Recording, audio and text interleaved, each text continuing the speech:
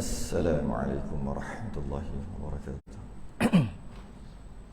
Innal hamdalillah nahmaduhu wa nasta'inuhu wa nastahdihi wa nastaghfiruh wa na'udzu billahi min shururi anfusina wa min sayyiati a'malina. Man yahdihillahu fala mudilla lahu wa man yudlil fala hadiya lahu. Asyhadu an la ilaha illallah wahdahu la syarika lahu. Asyhadu anna sayyidana Muhammadan 'abduhu wa rasuluh. Allahumma salli wa sallim wa barik ala sayyidina Muhammadin al-fatihi lima ughliqa wal khatimi lima sabaqa nasiril haqqi bil haqq wal hadi ila siratikal mustaqim. Sallallahu alaihi wa ala alihi wa ashabihi haqqa qadrihi wa miqdarihi al-'azim.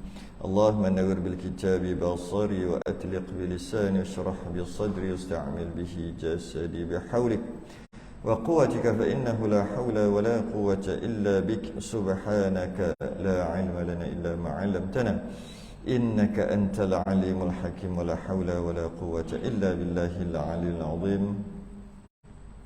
Amma ba'du, alhamdulillah, kita rafa'kan kesyukuran pada malam ni dapat kita sambung sedikit lagi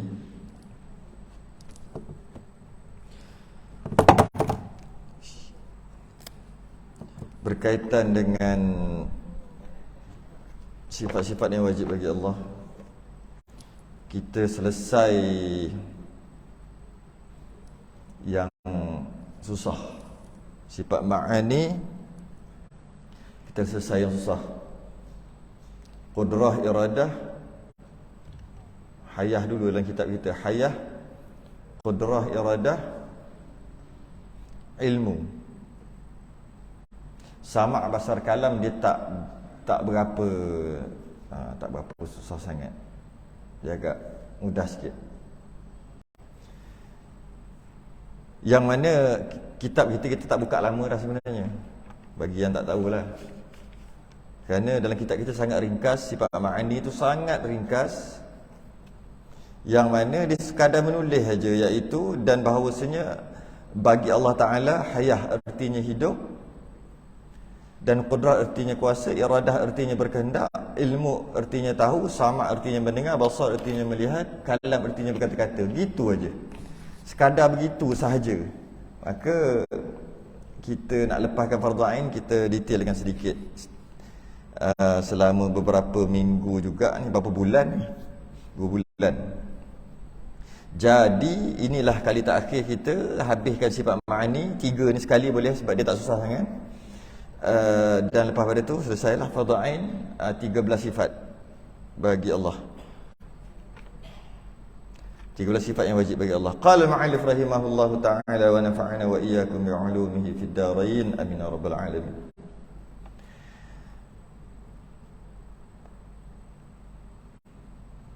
Dan sama' artinya mendengar, dan basar artinya melihat, dan kalam artinya berkata-kata. Yang pertama sama'. Sama' ni maksud mendengar. Jika kita nisbahkan pada manusia, sama' ni adalah satu sifat. Kalau nisbahkan pada manusia lah, kita panggil deria. Kita panggil deria. Ya Allah letak dekat gegendang telinga.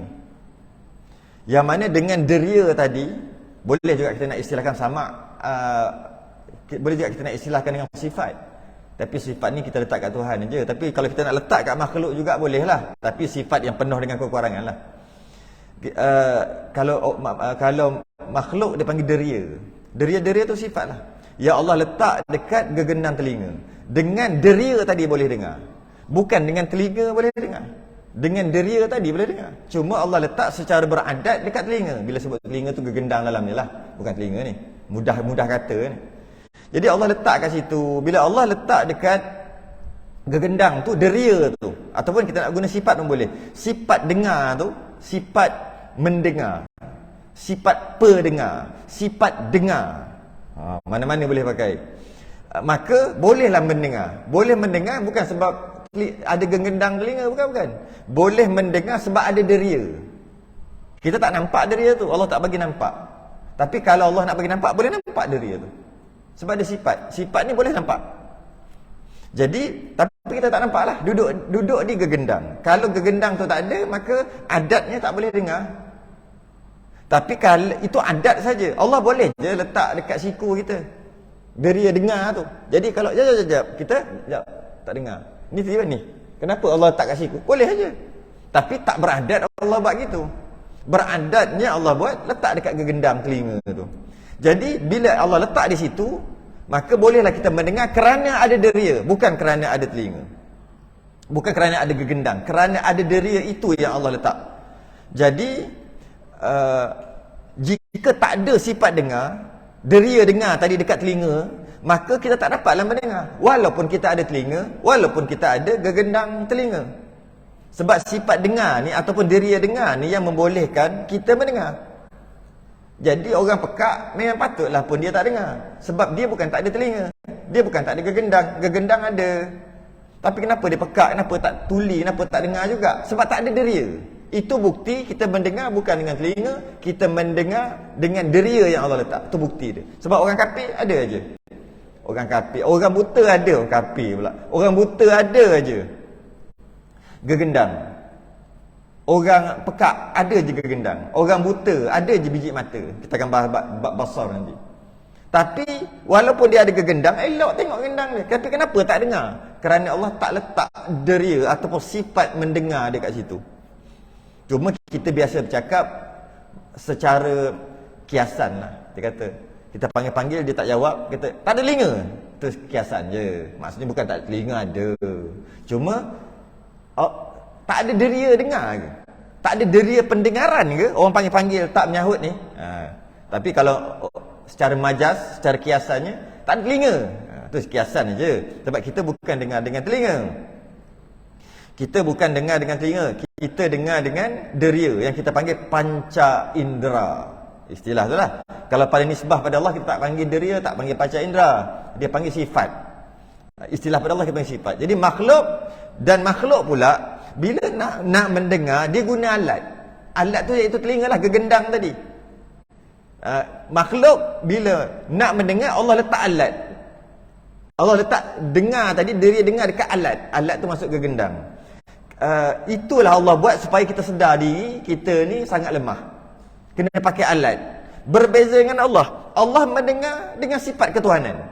Allah mendengar tanpa perantaraan. Walaupun perantaraan tu dipanggil panca indera ataupun gegendang sekalipun. Tak ada. Allah dengar dengan sifat. Jadi Allah mendengar. Okey. Jadi bila kita kata Allah mendengar, kita mendengar dengan gelombang bunyi. Ada gelombang bunyi boleh dengar. Kadang-kadang ada gelombang bunyi pun tak boleh dengar. Nak bagi tahu lemahnya pendengaran kita. Kan ada gelombang, contoh binatang. Ada satu whistle, dia tiup, anjing dia datang. Tiup whistle, tapi whistle tu tak bunyi pun, kita tak dengar. Dia ada satu gelombang frekuensi yang hanya anjing je dengar. Dia datang. Ada pula dolphin. Dia bercakap dengan dia, tak ada bunyi, kita tak dengar. Tapi bila buat kajian, rupanya dia ada gelombang dia sendiri. Maknanya walaupun kita mendengar, dahlah kita mendengar guna alat iaitu gegendang. Dahlah tu pula banyak syarat, banyak kelemahan sistem pendengaran kita. Dan kita hanya boleh dengar apabila ada gelombang bunyi. Malah kalau ada gelombang bunyi pun bukan semua gelombang bunyi kita boleh dengar. Virus dengan virus bercakap tak boleh dengar. Malaikat bercakap tak boleh dengar. Setan bercakap tak boleh dengar. Malah sama-sama makhluk cakap pun tak boleh dengar. Tu duduk tu, depan tu dia bercakap, tak dengar bunyi mulut. Maknanya walaupun kita mendengar, Allah juga mendengar. Tapi dengar kita sangat terbatas. Dahlah nak kena pakai alat, banyak syarat. Kuat sangat tak dengar. Terlalu kuat. Dengar, ambil radio kuat-kuat letak telinga, tak dengar. Jadi dia tak dengar lah. Itu kalau dekat sangat. Jauh sangat tak dengar. Dekat. Kenapa jauh sangat tak dengar? Dekat sangat tak dengar. Sederhana je baru dengar. Jadi walaupun kita mendengar, Allah juga mendengar. Tapi jauh kita mendengar penuh dengan kelemahan. Pendengaran kita tu penuh dengan kelemahan. Habis Allah mendengar istilah dia panggil inkishaf.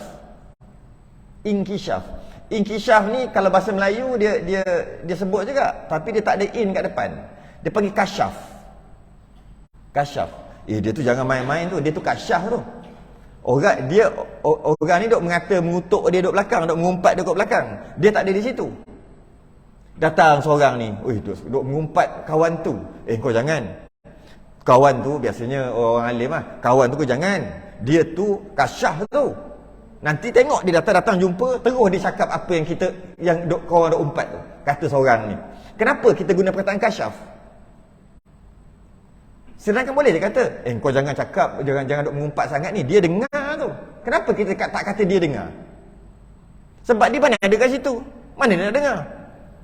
Kita kata dia tahu, ataupun kita kata dia kasyaf tu. Sebab dia mendengar tanpa melalui perantaraan, tak ikut cara normal. Kita panggil kasyaf. Jadi maknanya bila seorang tu mengumpat dia, Allah bagi kelebihan kat dia lah yang kita panggil kasyaf tu.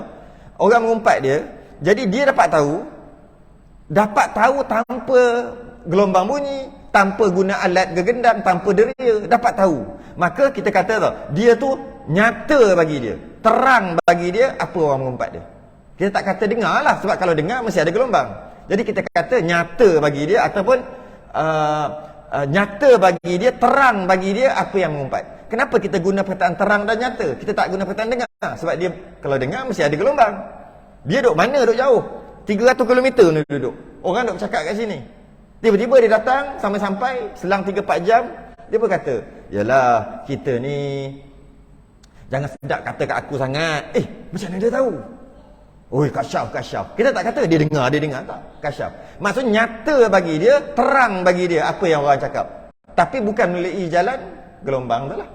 Kita panggil. Jadi kenapa kita kata nyata dan terang? Itulah maksud kasyaf. Tapi kita jarang cakap nyata kot. Nyata bagi dia, terang bagi dia. Tapi kita kata kasyaf. Kita tak faham kasyaf tu apa. Kasyaf tu maksud nyata. Dia tahu, dia dapat tanpa melalui jalan yang normal, dia dapat juga seperti dia ada di situ. Tapi bukan jalan dengar. Bila kita dengar, kita dapat maklumat. Kita bercakap, kita dengar dapat maklumat. Ada orang tak dengar, tapi maklumat dapat juga. Itu dah panggil kasyaf. Nyata bagi dia tanpa melalui jalan tadi. Lepas tu kita panggil kasyaf. Allah ni inkishaf. Samalah. Istilah nak samalah. Jadi macam mana? Allah tahu, Allah dengar, nyata. Sampai maklumat pada Allah. Tak perlu dengar. Dengar dengan gegendang, dengan deria. Itu istilah dia panggil inkishaf. Nyata ataupun terang. Ada setengah kitab dia kata terbuka. Sama je semua tu. Terbuka. Bila orang cakap terbuka, maksudnya dia terima, dia tahu apa benda. Dia tahu apa perkara itu. Walaupun dia tak ada di situ. Jadi Allah mendengar dengan inkishaf, kita panggil. Dengan nyata, terang dan terbuka. Itulah boleh sebut. Kita tak boleh kata dengar lah. Jadi Allah mendengar, tapi caranya bukan dengar gelombang. Dengar nyata. Dia payah nyata. Jadi kita dengar, lepas tu dengar. Nyata bagi kita. Apa yang kita dengar. Allah tak payah. Allah dengar, tapi tak perlu. Untuk nyata. Allah dengar, nyata terus. Itu dia panggil inkishaf. Jadi itulah perbezaan sikit lah antara Tuhan dengan makhluk. Jadi akal kita menerima bahawa Allah mesti bersifat dengan sifat kesempurnaan. Dalil akal, sebab dia tak susah dalam bab ni. Akal kita menerima bahawa bila sebut Tuhan, mesti dia sempurna. Kalau dia tak sempurna, tak boleh kata Tuhan. Dan Tuhan yang sempurna ni yang cipta alam dan isinya. Tuhan yang sempurna lah. Tuhan yang tak sempurna tak mungkin dapat cipta alam dan isinya. Salah satu yang ada pada alam adalah bunyi-bunyian. Macam-macam, tak tahu nak sebut bunyi-bunyian. Macam-macam bunyi. Bunyi burung lain, bunyi harimau lain, bunyi orang lagi dah lain, menyanyi lain, bersyair lain, macam-macam bunyian. Bunyi ketuk lain, muzik lain, nada lain, tone lain, irama lain. Tukar tone, tukar nada, dah bunyi lain dah. Turun suara kecil, suara besar, suara macam piramli tu, suara besar, tu ada suara kecil. Macam-macam bunyi. Tak terhitung. Suara manusia, bunyi-bunyian manusia, bunyi-bunyian haiwan, bunyi angin, bunyi guruh, bunyi air mengalir, tak dapat nak hitung. Itulah alam. Yang mana Tuhan yang mencipta. Adakah masuk akal kita, Sang Pencipta, dia mencipta macam-macam bunyi yang kita pun tak sempat habis, sampai mati pun tak habis dengar macam-macam bunyi. Tiba-tiba pencipta bunyi-bunyian yang macam-macam tadi tuli, pekak. Logik tak? Tak logik. Itulah, tak masuk akal. Tak masuk akal Tuhan yang mencipta macam-macam bunyi, tiba-tiba dia sendiri pekak ataupun tuli. Tak masuk akal. Maka dalil akal menolak. Sebab kita nak kenal Tuhan kena pakai akal. Banyak kali dah sebut. Kita nak kenal Tuhan tak boleh pakai panca indera. Tak boleh pakai mata, tak boleh pakai telinga, maksud mendengar. Nak dengar Tuhan, nak dengar Allah, nak tengok Allah, nak dengan lidah rasa Allah, nak pegang Allah, nak bau Allah. Semua tak boleh. Hanya ada satu je lagi untuk kenal Tuhan, iaitu akal. Akal dia dapat. Dia ada 3 perkara, iaitu wajib bagi akal, mustahil bagi akal dan harus bagi akal. Kita pun dah bahas sebelum ni. Jadi kita kata mustahil pada akal kita Tuhan yang mencipta macam-macam bunyi, bilion bunyi, tak tahu nak sebut, banyak sungguh bunyi, tapi dia sendiri tak boleh dengar. Tak masuk akal. Tu guna akal lah. Maka tahulah kita bahawasanya Tuhan itu mendengar. Tuhan itu mendengar. Mari kita tengok dalil akli. Dalil akli menolak pekak ataupun tuli pada Allah. Ianya sifat kekurangan. Dia adalah satu sifat kekurangan yang pekak ni. Mari kita tengok. Jika Allah tidak mempunyai sifat sama, tak ada sifat sama, sifat mendengar tak ada, sama tu mendengar tak ada, maka Allah tuli, pekak. Jika Allah tuli ataupun pekak, niscaya Allah bersifat dengan kekurangan. Jika Allah bersifat dengan kekurangan, niscaya ia baharu. Yang ni kena fikir sikit. Ini kena fikir sikit lah. Sebab kalau dalam masalah kudrah, senang je kita nak buat dalil akal. Kudrah tu kuasa. Allah kuasa, kuasa. Buktinya alam ini. Dalil akal? Dalil akal. Kalau Allah tak kuasa, macam ni boleh buat alam ni? Settle terus. Kalau Allah tak kuasa, macam ni? Kalau Allah tak kuasa, dia tak boleh buat alam ni. Bila Allah tak boleh buat alam ni, bila Allah tak boleh buat alam ni tak ada. Hukum alam ni tak ada, mustahil. Sekarang ni alam ni telah ada pada pandangan kita. Ada, kita lah alam. Nyata daripada Allah telah nyata daripada alam ni telah ada, bermakna Allah dah cipta. Bila Allah dah cipta, mestilah dia kuasa. Senang aja. Iradah senang je. Kalau iradah tu kehendak ataupun ketentuan, kita ambil kehendak lah, nak. Tentu pun sebenarnya lain tepat dia tentu, tapi kita ambil nak untuk mudah faham. Kehendak, nak. Kalau Allah tu ada nak, ya, ada kehendak, ada iradah. Ya ke? Kalau Allah tak ada kehendak, bila Allah tak ada kehendak, maka Allah tak buatlah alam ni sebab tak ada kehendak. Hukum alam, bila Allah tak buat alam ni, manakah alam ni tak ada? Hukum alam ni tak ada, mustahil alam ni dah ada. Nyata daripada dah ada alam ni, tentulah Allah dah buat. Bila Allah dah buat, mestilah nak. Takkan tak nak boleh jadi juga. Senang je. Dia senang je. Ilmu senang juga. Allah ada ilmu. Ya ke? Tentang jahil kot. Kalau Allah jahil, maka Allah tak boleh buat alam ni. Nak buat alam ni tak boleh jahil weh. Nak buat meja ni pun kena. Meja ni hari tu hilang kejap. Kenapa?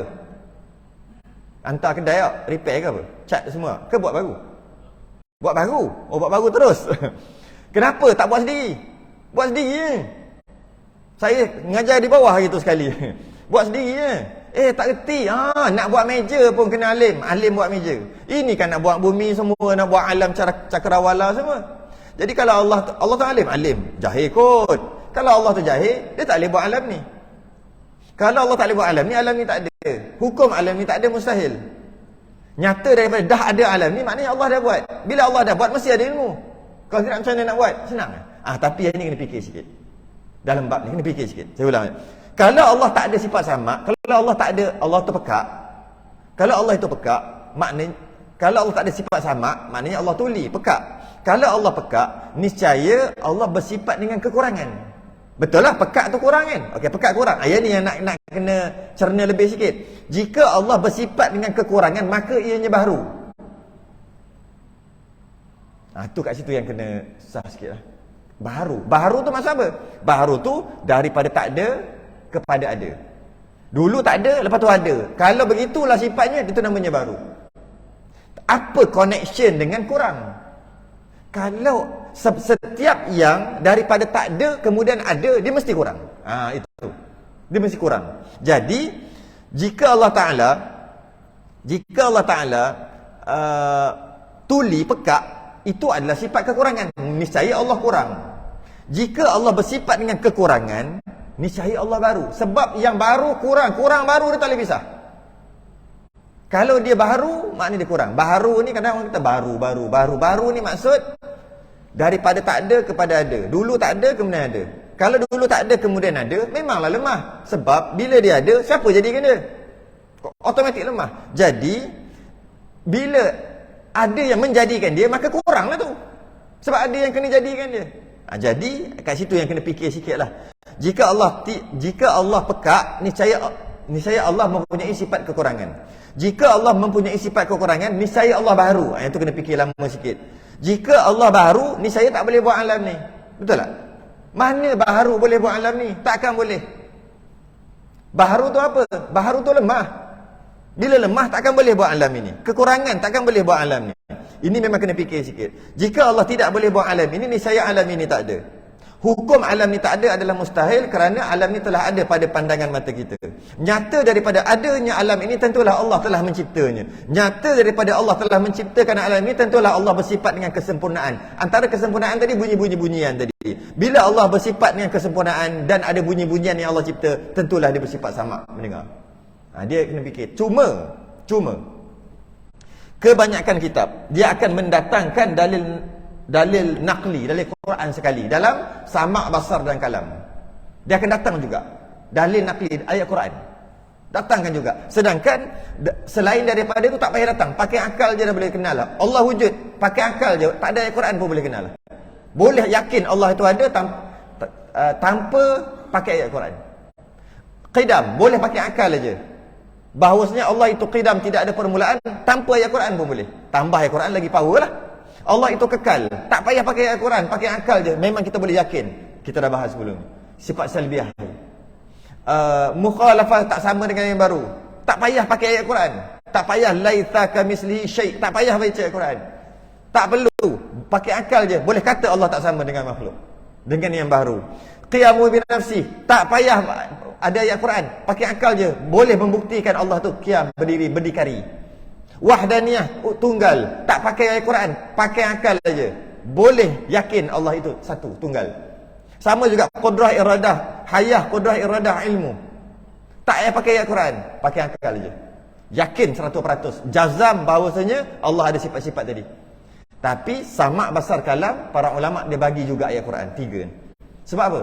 Sebab dia punya dalil akal tu boleh petikai 99.99%, ada 1% lagi boleh dipetikaikan. Kenapa? Maka dibuat datang dalil nakli, dalil ayat Quran. Macam mana boleh petikai? Kita cuma pakai akal kita kata Allah mencipta berbilion bunyi-bunyian. Takkan dia pekak kot. Okay?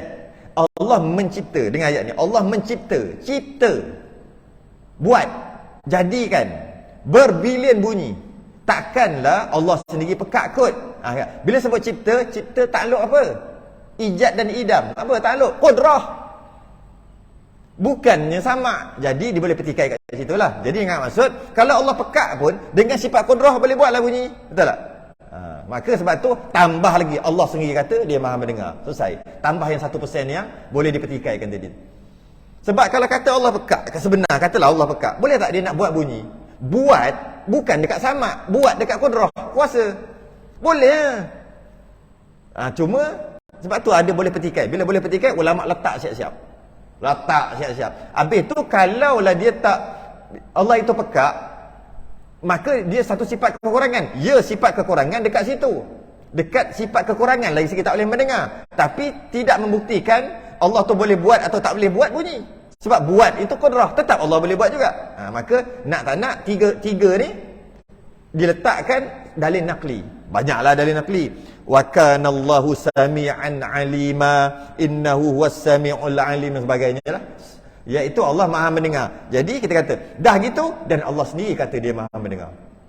Settle. Tambah lagi, maka kuatlah jadi.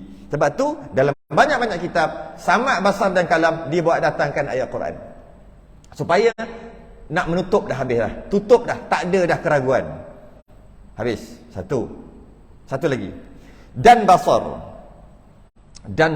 Basar ni kita melihat dia sama dengan sama.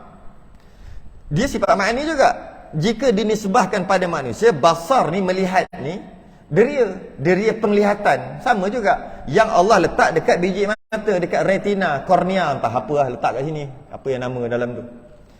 Kebiasaannya Allah letak kat situ lah. Maka dengan Allah letak dekat mata boleh melihat. Itu adat aja. Adatnya Allah letak di situ. Allah boleh ke letak tempat lain? Boleh je Allah letak tempat lain.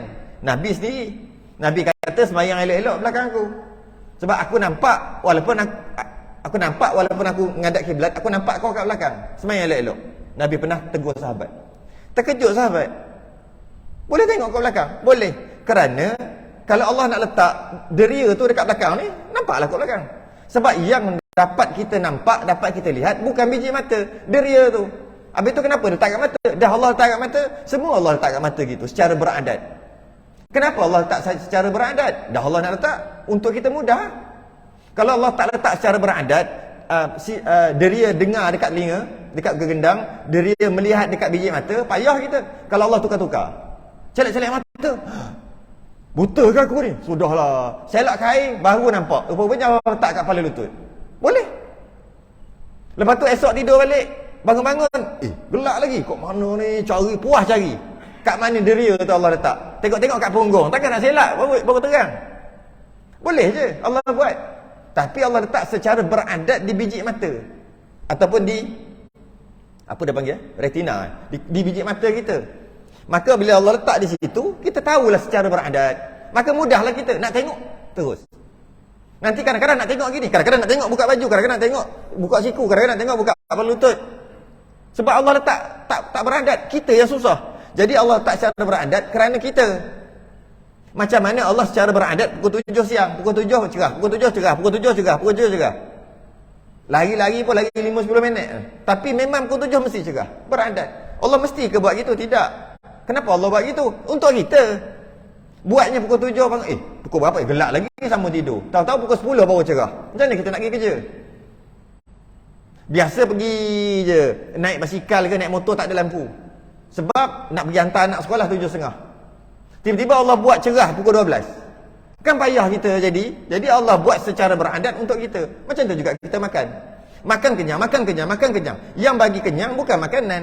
Yang bagi kenyang Allah. Tapi kenapa kalau macam makan sepinggan mesti kenyang, makan sepinggan mesti kenyang? Garanti ya Allah. Siap garanti lagi. Garanti kenyang. Tak apalah adat kata dah cuba 1000 kali memang kenyang. Minum air lah haus, minum air lah haus, minum air lah haus. Boleh kata minum air ni garanti hilang. Bolehlah adat cakap. Tapi hakikatnya Allah yang memberi hilang haus, Allah yang memberi hilang lapar tu jadi kenyang. Allah yang bagi, bukan makanan. Kenapa Allah buat asal makan kenyang, asal minum hilang haus? Untuk kita bukan untuk Allah. Kenapa? Buatnya kalau hari itu kita makan tak kenyang-kenyang 3 pinggan macam mana? Akhir sekali kena berlari baru kenyang. Kalau makan tak kenyang, sudah. Esok pula berlari tak kenyang dah. Makan tak kenyang dah. Cari. Akhir sekali lupa-lupanya kena minum. Gok. Minum baru kenyang. Esok pula minum tak kenyang, makan tak kenyang, berlari tak kenyang. Puas duk cari macam mana nak bagi kenyang. Kalau Allah bertukar-tukar, tak jadikan jenis satu. Sebab untuk kita semua, begitulah Allah letak deria lihat dekat biji mata kerana memudahkan kita. Bukan memudahkan Allah, memudahkan kita melihat, kita tahu dah di situ. Tapi itu adat aja. Allah boleh letak di mana-mana Allah nak letak. Bukan di biji mata saja. Jadi yang kita dapat melihat bukan dengan biji mata, dengan deria yang tadi yang Allah letak. Ataupun kita guna lain sifat, boleh jugalah. Sifat penglihatan ataupun sistem penglihatan yang Allah letak dekat biji mata. Maka kita bolehlah melihat.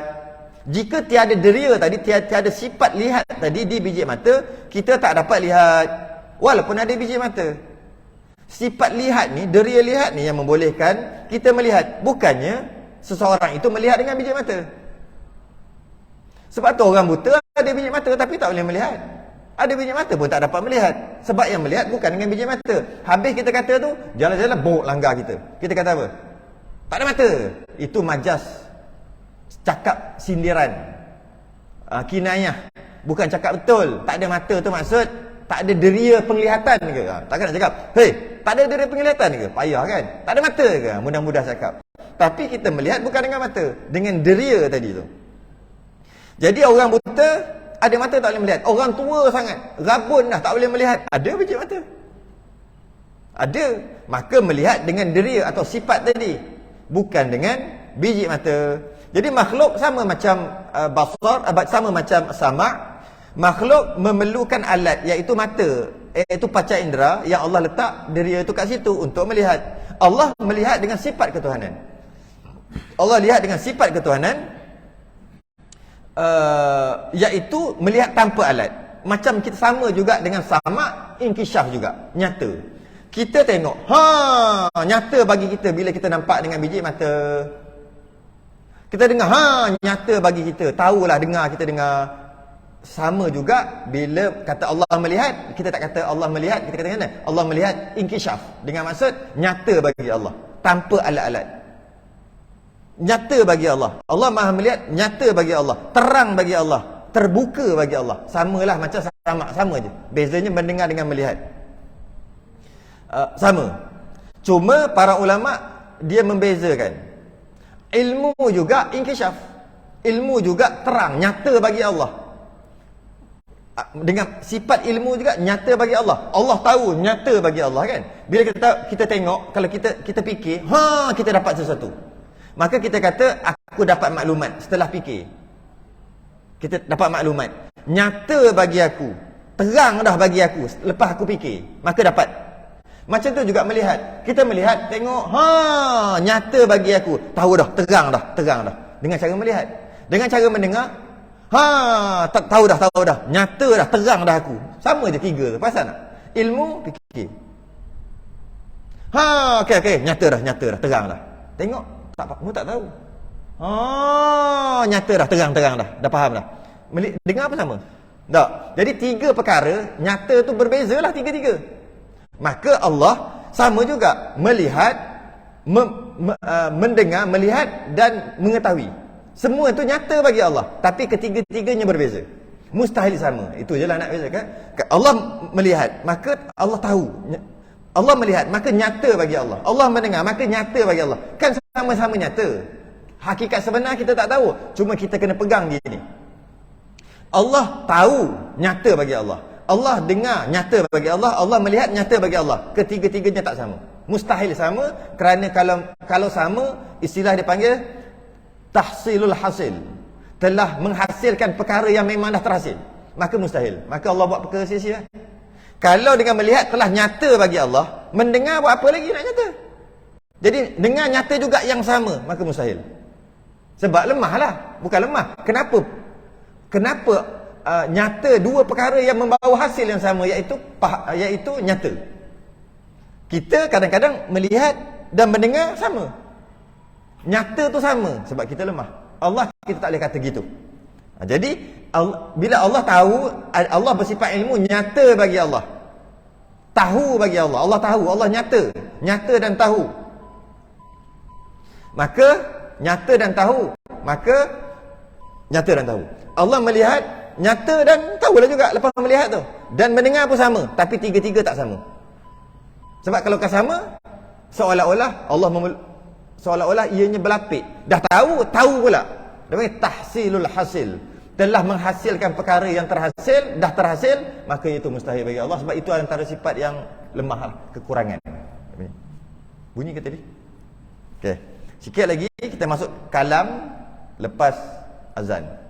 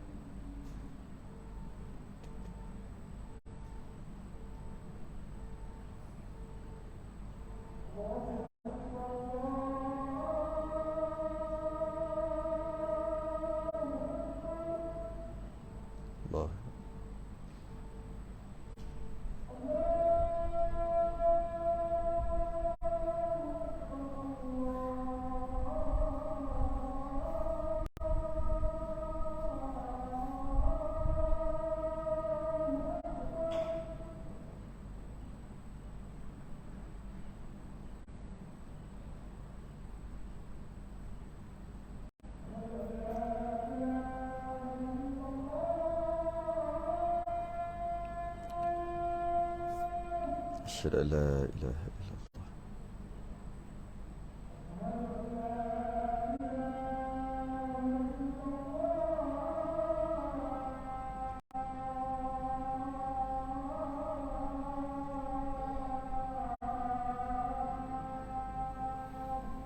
أشهد أن لا إله إلا الله.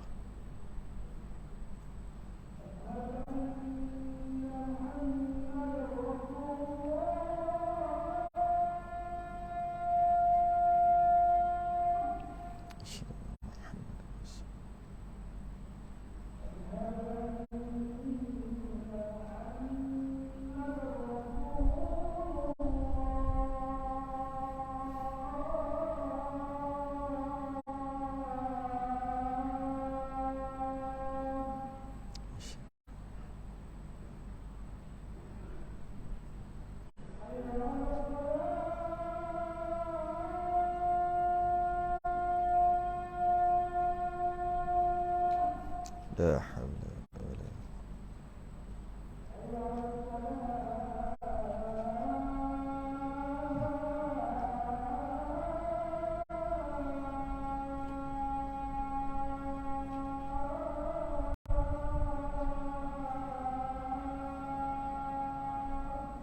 لا حول.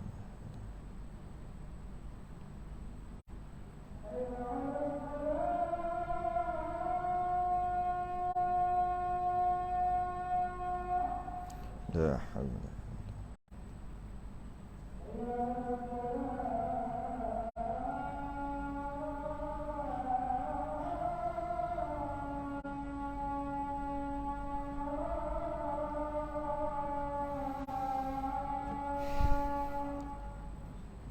لا حول ولا قوة.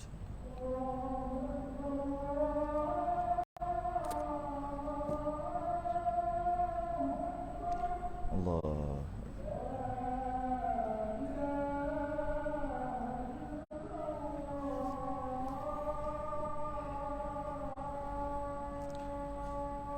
لا إله إلا الله.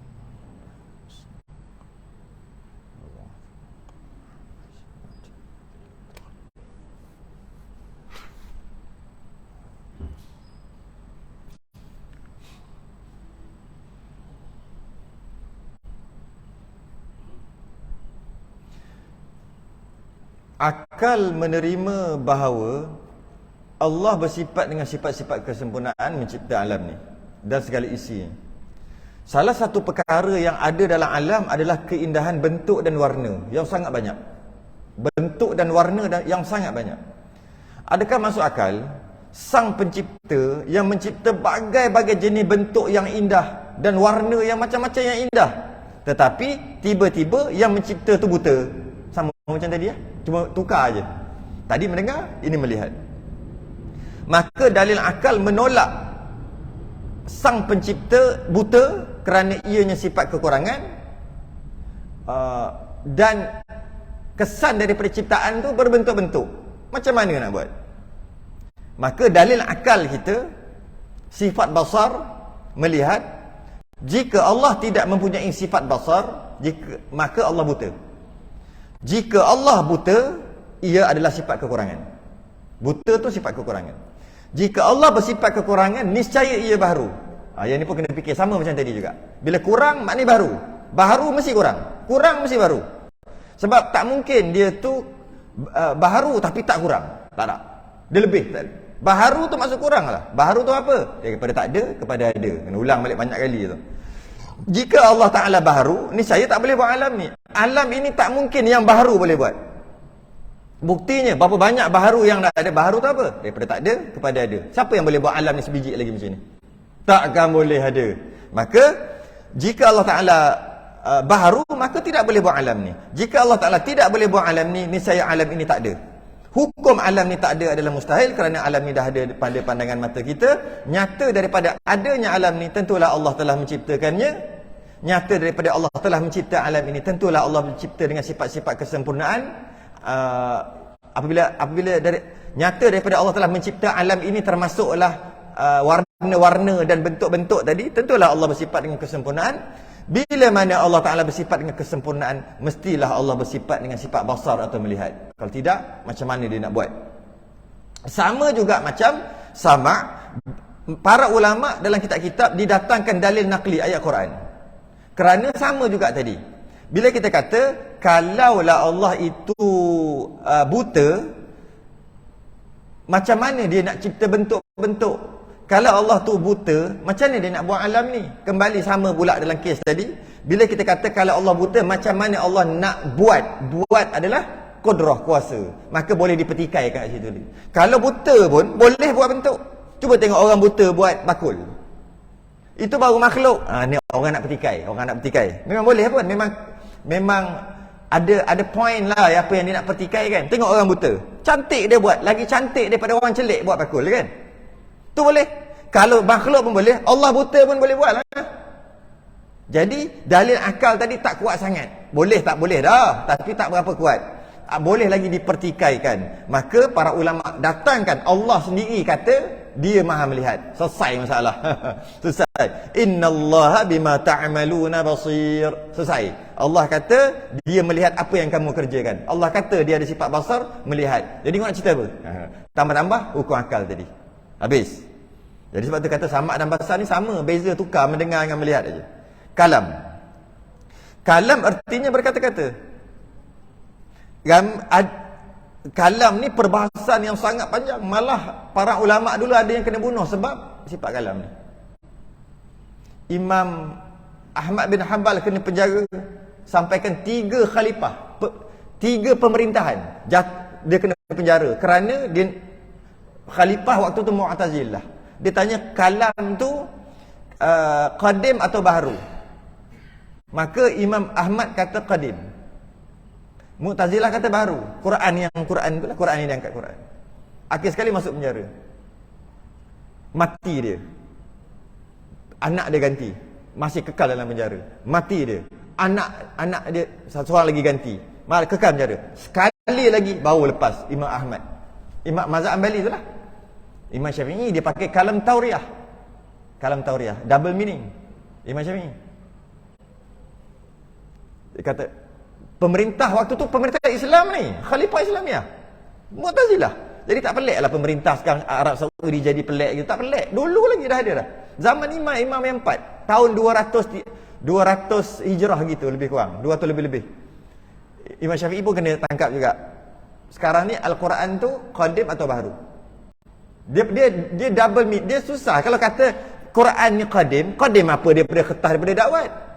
Kalau kata baharu kalamullah, dia pergi ke kalam sifat Allah tu pula. Jadi orang takut orang keliru. Jadi kerana itu Imam Ahmad dia kata qadim. Kena. Akhir sekali Imam Syafi'i. Sebab dia sama-sama zaman kan. Kena tangkap juga. Sekarang ni anak murid ramai ni. Quran adalah qadim atau baharu. Maka Imam Syafi'i kata Taurat, Zabur, Injil, Quran. 4. Keempat-empat ni adalah baharu. Bising anak murid dia. Oh, apa ni? Tu bertukar. Keempat-empat patut kena kata qadim. Sebagai beradab kena kata qadim. Hakikatnya memang baru. Alah kertas dakwat baru lah. Keempat-empat ni adalah baharu. Lepas tunggu dia pergi Mesir. Tunggu dia pergi ya. Kan ada kaul jadi kaul qadim. Orang tanya anak murid, dia tanya, apa benda ni? Anak murid dia, Imam Ahmad tu anak murid, lagi hebat, sanggup masuk penjara, sampai kena rotan, sampai kan jatuh seluar dia, ya Allah, tutup aurat aku. Maka tak jadi jatuh seluar dia tu. Kena sebat sampai nak jatuh seluar dia. Sakit kena sebat. Imam Ahmad. Tiba-tiba tok guru dia Imam Syafi'i baru kena gertak sikit, dah tukar kata baru.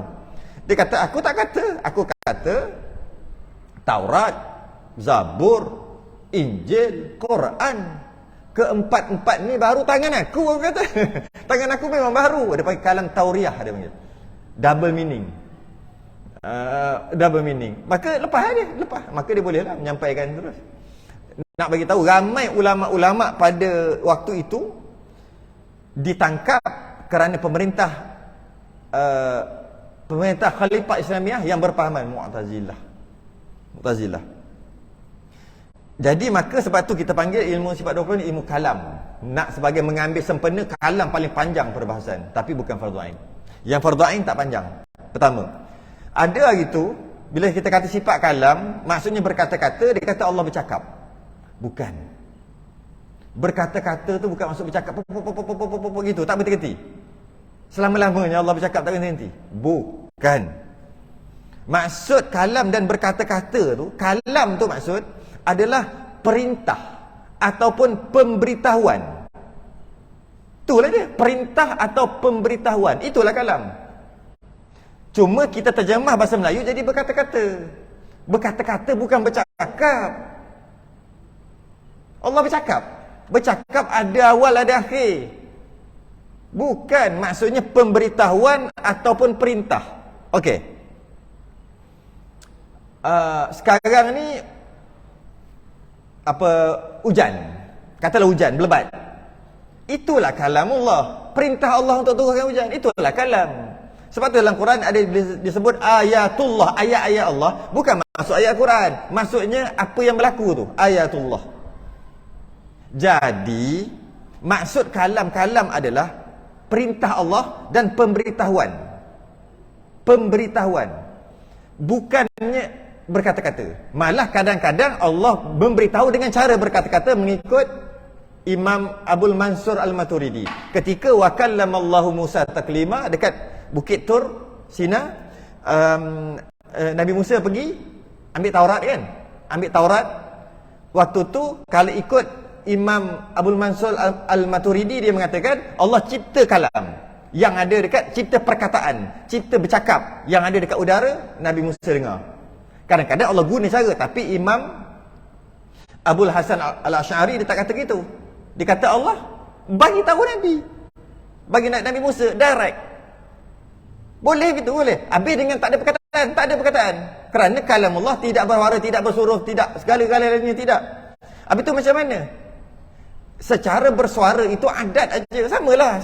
Bercakap, adat dapat faham. Dengar saya bercakap, faham. Adat gitu. Boleh tak bercakap, faham? Boleh. Berlambak, tunjuk gini, boleh faham. Tengok lampu merah, boleh faham? Tak bercakap pun. Lampu tu bercakap ke berhenti? Stop. Tak. Itulah, lampu tu sedang bercakap. Dia bagi tahu stop. Gini, dia bagi tahu hati-hati nak menumbuk marah. Tak semestinya dengan perkataan. Begitulah kalam adalah perintah dan pemberitahuan Allah. Apa maksud pemberitahuan? Allah suruh kita sembahyang. Macam ni kita boleh tahu. Itu membuktikan Allah ada sifat kalam. Sebab kita sampai maklumat kepada kita bahawasanya kena sembahyang Allah suruh. Mana tahu? Macam ni kita boleh tahu. Itu maksud kalam. Membawa maksud Allah ada sifat kalam, yang mana dengan Allah ada sifat kalam, maka menyampaikan perintah dan pemberitahuan dia. Perintah dan pemberitahuan bukan semata-mata ibadah kita.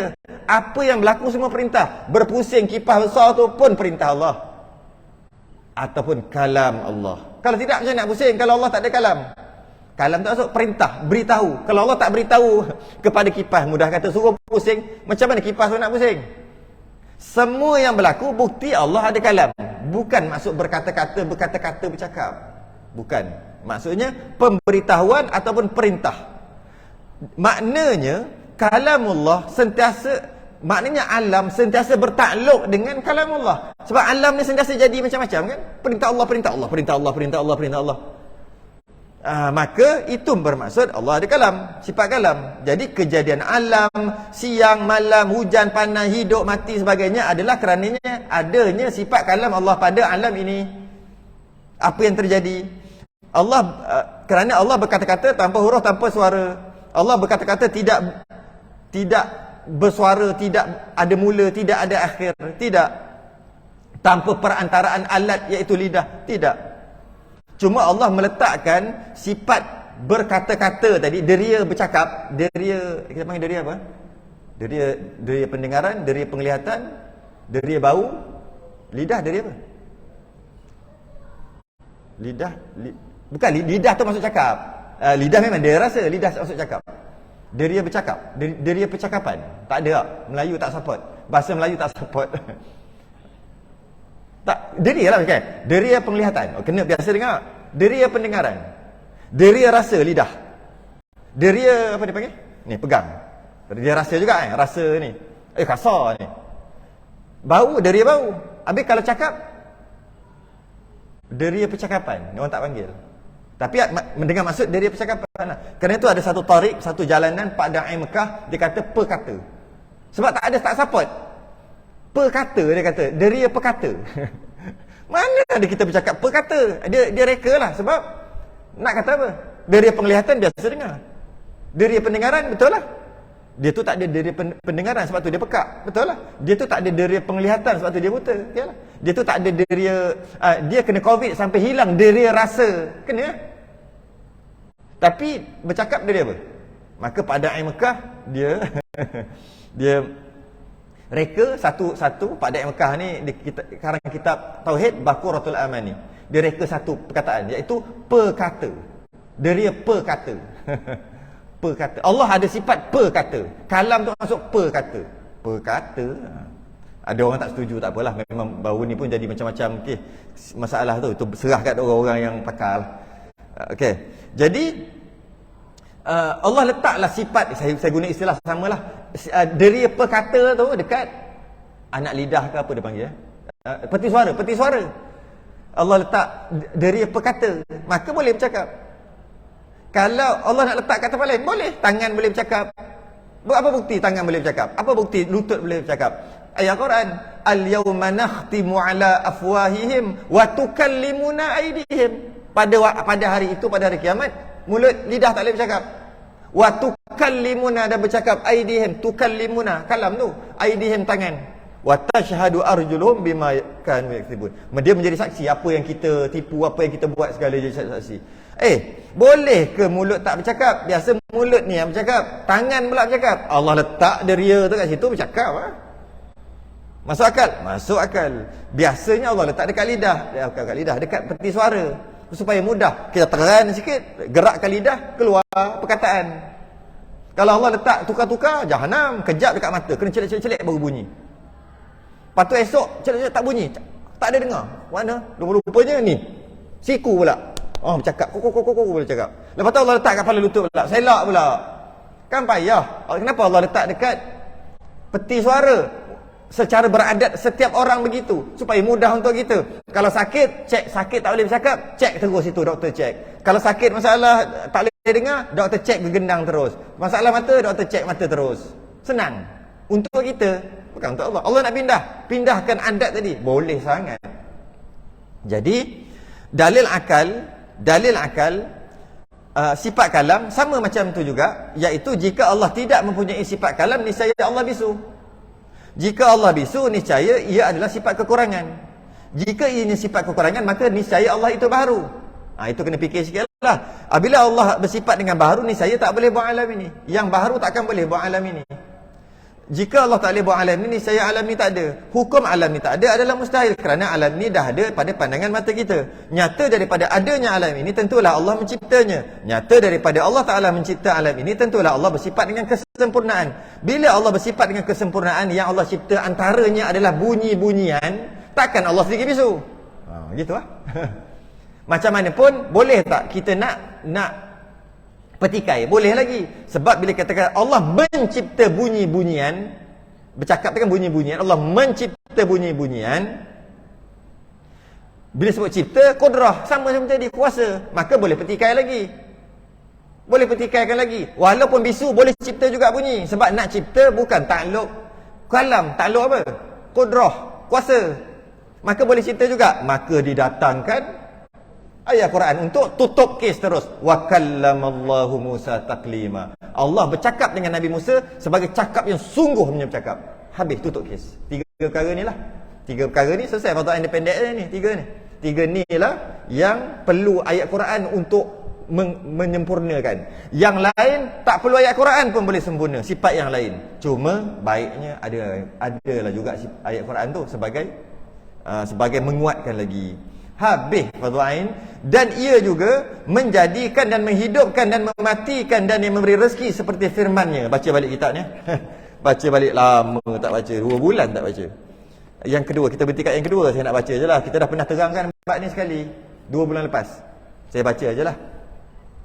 Dan ia Allah juga menjadikan dan menghidupkan dan mematikan dan memberi rezeki seperti firman-Nya yang maha tinggi, inna rabbakumullahu alladhi khalaqas samawati wal ard. Allah Ta'ala juga yang menjadikan 7 petala langit dan 7 petala bumi. Allah yang jadikan.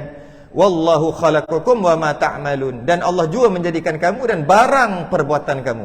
Nampak? Allah jadikan kamu dan apa yang kamu buat. Apa yang kita buat Allah jadikan. Ini perbahasan rukun iman yang ke-6. Qada baik dan qada semua daripada Allah, kerana Allah yang jadikan kita. Apa yang kita buat pun Allah jadikan. Kita dah pernah bahas sekali ni 2 bulan lepas. Wallahu a'lam. Selesailah 13 sifat fardhu ain mengikut Imam Abul Hasan Al-Asy'ari. Mengikut Imam Abul Mansur Al-Maturidi kena tambah 7 lagi. Tapi itu bukan yang mutamat. Sebenarnya 7 lagi sifat ma'nawiyah tu sama je dengan sifat ma'ani. Allah Maha berkuasa. Bila Allah ada sifat qudrah, pastilah Allah tu, keadaan Allah tu berkuasa. Begitu aja. Allah itu iradah, berkehendak, pastilah keadaan Allah itu, hal keadaannya berkehendak.